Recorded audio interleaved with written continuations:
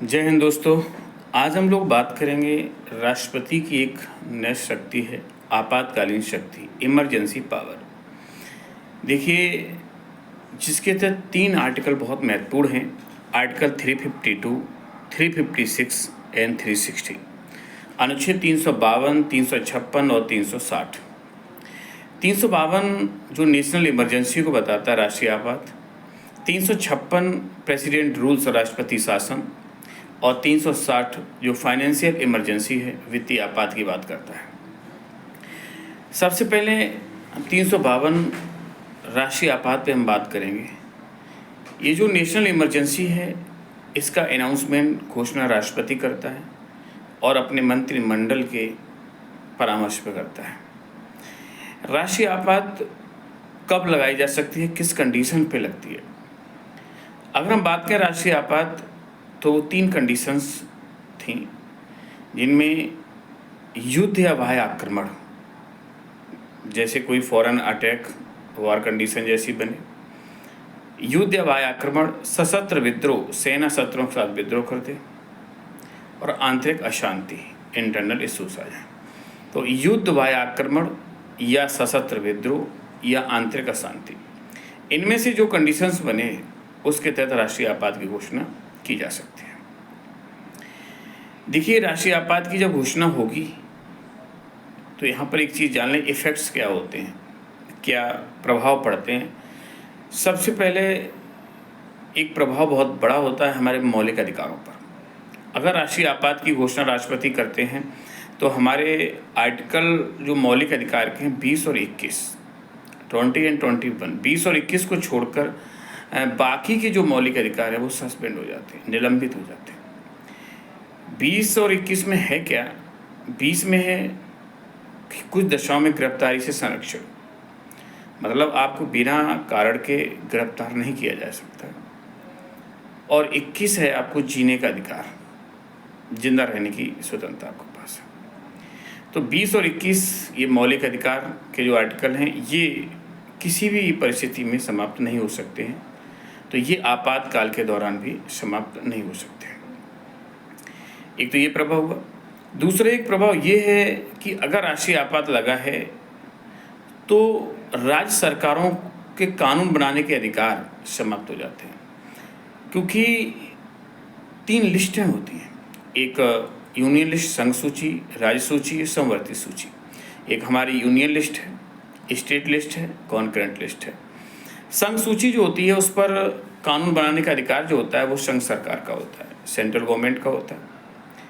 राज्य सूची पर कानून बनाने का अधिकार स्टेट गवर्नमेंट, राज्य सरकार का होता है। और जो समवर्ती सूची होती है, कॉन्करेंट लिस्ट, जिस पर दोनों का ही अधिकार होता है। लेकिन अगर नेशनल इमरजेंसी लगी है, राष्ट्रीय आपात लगा है, तो फिर सभी सूचियों पर अधिकार बनाने, जो रूल बनाने का जो पावर है, वो सेंट्रल गवर्नमेंट के हाथ में चला जाएगा। कहने मतलब है, राज्य सरकारें कानून नहीं बना पाएंगे। ये तो 2 बहुत बड़े महत्वपूर्ण प्रभाव हैं। अब बात करते हैं कि राष्ट्रीय आपात भारत में अब तक कितनी बार लगा है, कब लगा है, कब हटा है, कौन राष्ट्रपति लगाया, कौन राष्ट्रपति हटाया, उसमें प्रधानमंत्री कौन था। सबसे पहले बात करें कि हमारे भारत में अब तक राष्ट्रीय आपात जो है वो 3 बार लग चुका है। 1962, 1971, 1975। 1962 में पहली बार नेशनल इमरजेंसी लगी थी, और वो कंडीशन थी Bharat China war condition. India और चीन के युद्ध की स्थिति में पहली बार 1962 में राष्ट्रीय आपात लगा था, जो 1968 में हटा था, 68 में। 1971 में दूसरी बार लगा, जब भारत पाकिस्तान की युद्ध की स्थिति थी। तो इंडिया पाकिस्तान युद्ध की कंडीशन में सेकेंड टाइम 1971 में लगाया गया, और जो 1977 में हटाया गया। और तीसरी बार 1975 में लगाया गया, आंतरिक अशांति, इंटरनल प्रॉब्लम्स के कारण। और 1977 में इसी सेकेंड के साथ फिर तीसरा भी वापस लिया गया। तो दूसरा और तीसरा एक साथ वापस लिए गए थे। दूसरा भी चल ही रहा था कि तीसरा भी लगा दिया गया था।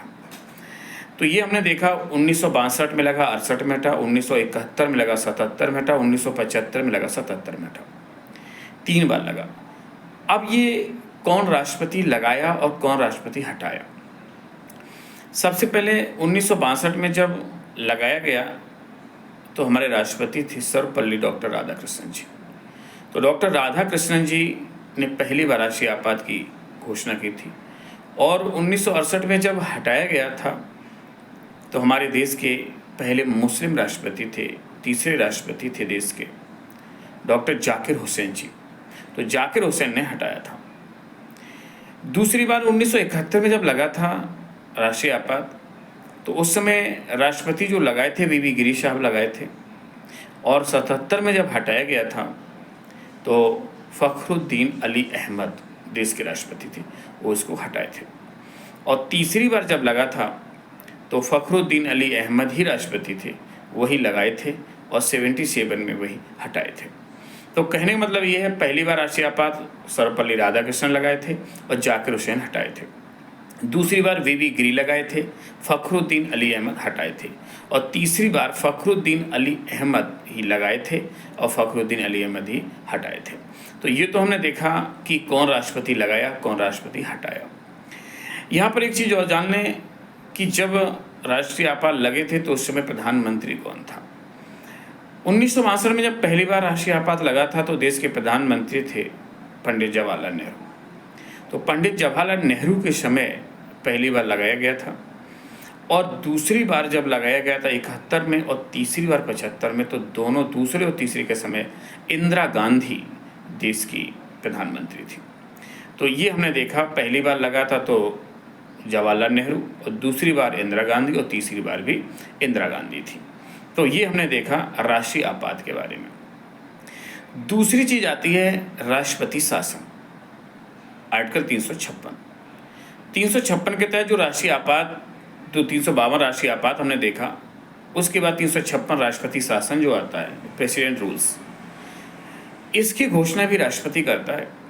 और इसकी घोषणा राज्यों में की जाती है और उस राज्य के राज्यपाल के सुझाव पर राष्ट्रपति शासन का अनाउंसमेंट राष्ट्रपति करता है। ये किस कंडीशन में लगता है?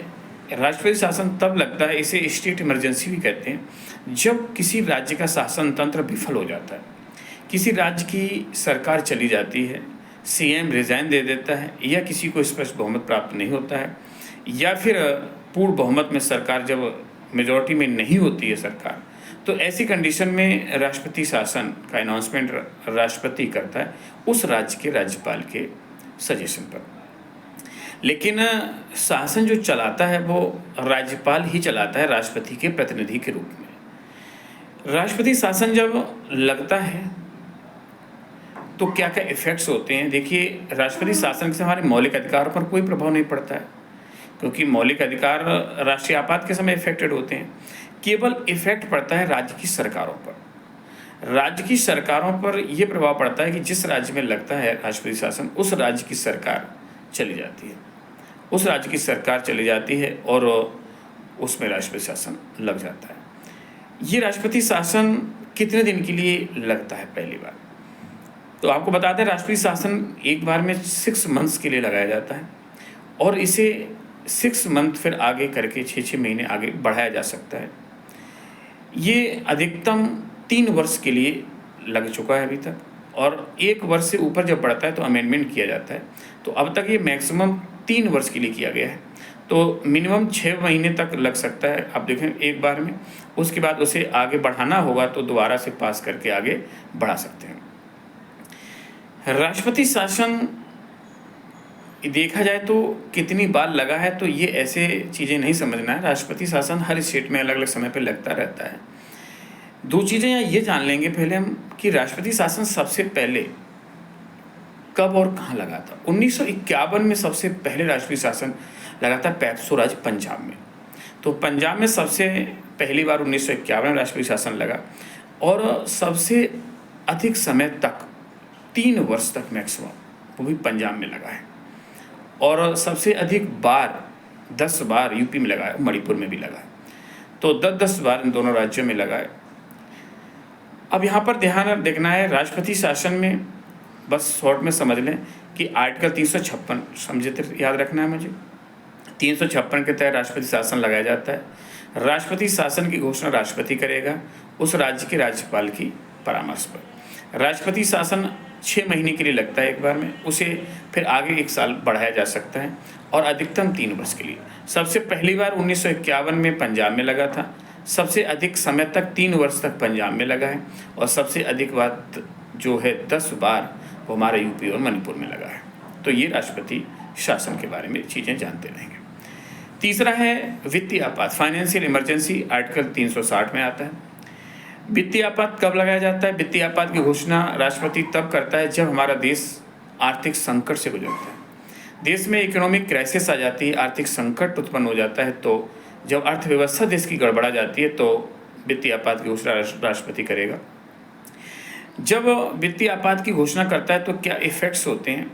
तो इफ़ेक्ट्स ध्यान देना है। सबसे प्रभाव ये पड़ता है कि हमारे जो गवर्नमेंट एम्प्लॉय होते हैं उनकी सैलरी में कटौती कर ली जाती है, जो पेंशनें हैं वो रोक दी जाती हैं और महंगाई बढ़ जाती है। दरअसल क्या होता है कि सरकार वो सारे उपाय करती है जिससे लोगों ने जो पैसा इकट्ठा कर लिया है वो किसी न किसी तरीके से सरकार अपने पास कलेक्ट कर सके और इस आर्थिक संकट से उबर सके। तो वित्तीय आपात भारत में कितनी बार लगा है? तो इसकी बात ध्यान दें कि अब तक हमारे भारत में एक बार भी वित्तीय आपात की घोषणा नहीं की गई है, क्योंकि हमारे देश कभी आर्थिक संकट से भी नहीं गुजरा है। तो ये हमारा 352, 356 और 360 और तीनों याद रखना है। तो ये थे आपातकालीन शक्ति। जय हिंद।